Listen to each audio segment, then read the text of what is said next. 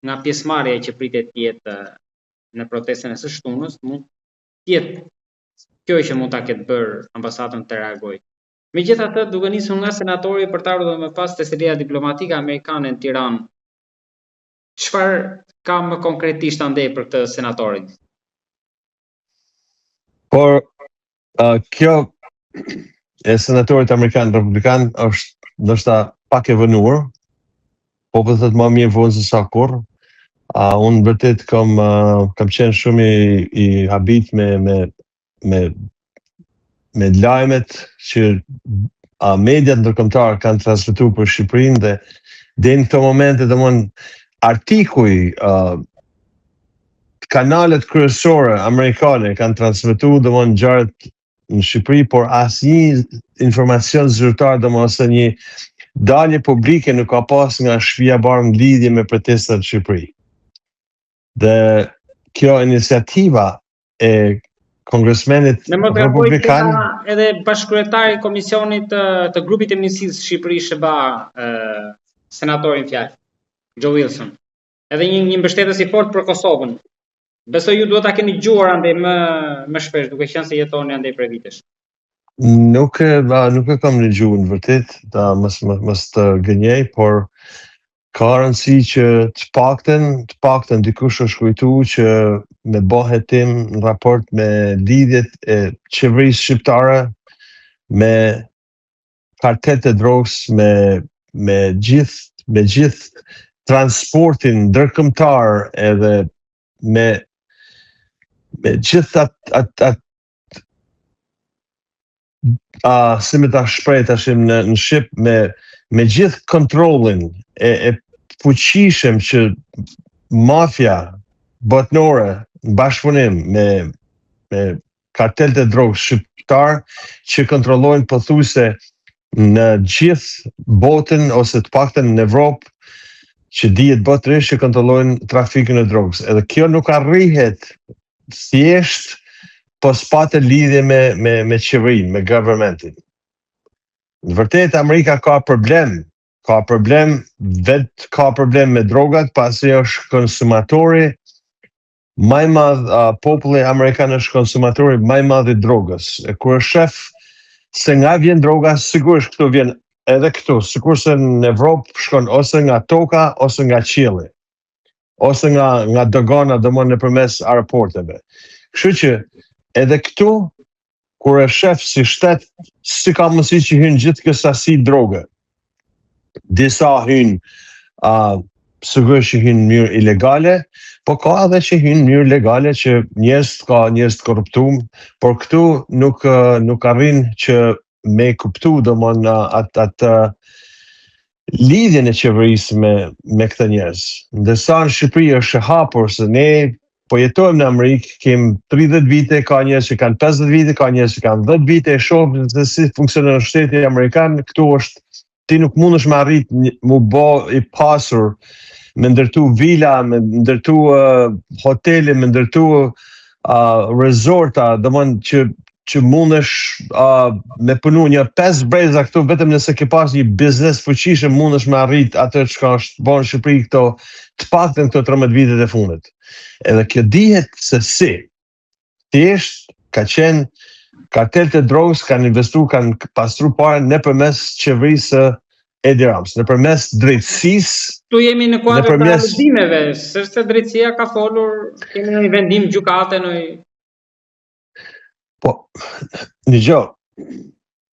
nuk ka dakord që nuk ka vendim gjykate, por fakti është se ti kur në 90-ën ke dalë një popull që s'ke pas as bukën për darkë, për familjarët e tu, në 30 vite domon nuk mundesh sa dhe me qenë i fortë, sa dhe me pas biznes, ti nuk mundesh me arrit që me pas domon një pasuri marrëmendse, që njerëzit kanë me gjeneratat paktën nesër shteti krimi i shtetit pavarësia e shtetit amerikan shënon 250 vjetorin. Ke njerëz domon që kanë ardhur që anglez të parë këtu, që ndoshta kanë pasur edhe një farë pasurie nga vendi kur kanë ardhur, pra 300 sa vitesh, 600-at, dhe nuk ka një pasuri marramense sikur arrit të kenë qeveritar shqiptar. Edhe kjo është arsye që mjaft është mjaft. Edhe fakti që Edi Rama ka korruptuar shefin e CIA-s amerikane, FBI-t.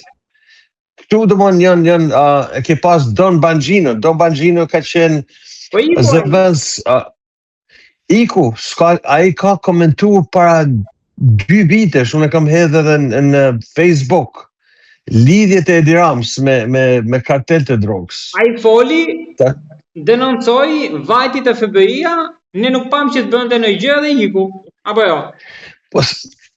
Në ai ka arsyet e vet, ai ka kanalin e vet, që ndoshta është i mjaftueshëm me ato fitime që merr nga kanali vet që ka në YouTube. Njerëzit është një filozofi tjetër, një filozofi tjetër në Amerikë, nuk rendin normalisht që këta e quhen American Greed. Njerëzit gjithmonë kanë pretendimin me ba sa më shumë lek, me pas sa më shumë power, fitime e kështu, po një pjesë e njerëzve që janë në vërtet që janë njerëz gazetar të drejt, njerëz që e donë drejt, edhe e përkrajnë ato interesin e përgjithshëm.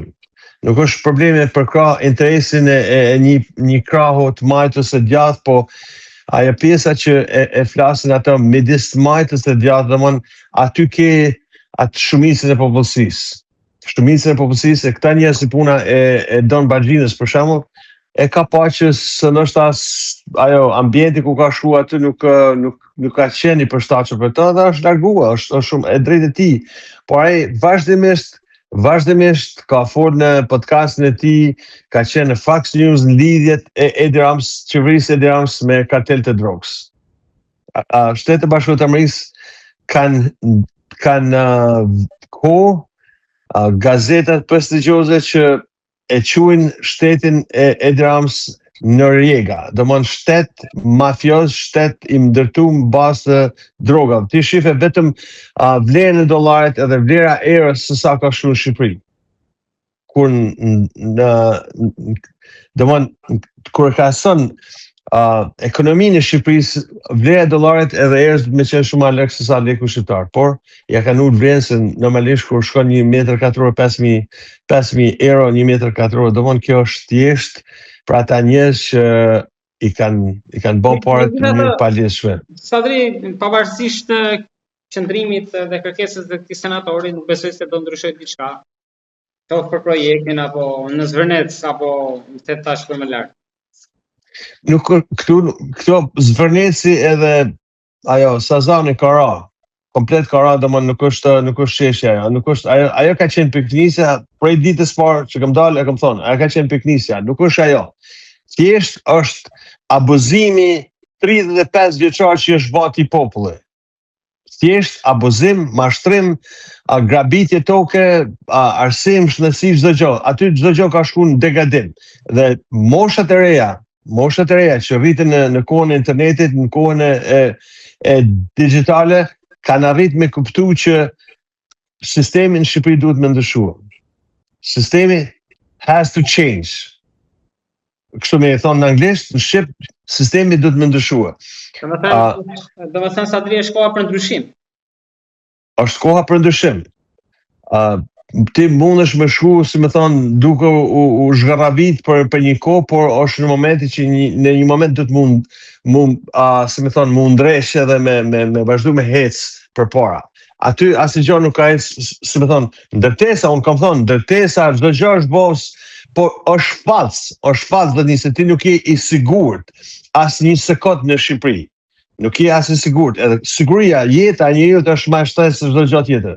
E kur vjen momenti që njerëzit e shohin ata njerëz që kanë pak logjik njerëzore dhe kanë e do një jetën, thot një jetë kam edhe jam i sigurt në Shqipëri, e gjoj rrugën më të lehtë me ikja shtetit. Kështu që ka ardhur momenti që këta njerëz që janë çuar të përfaqësohen të ndëgjohet zoni. Kjo është fatkeqësia se jo se e kanë zgjedhë Edi Ramën vërtet, por ai i ka marrë votat mes administratës. Nëse administrata sot përbohet prej 200.000 banorësh që janë në administratë shtetërore edhe pensionista, aty çdo njëri ka nga 3-4 vjet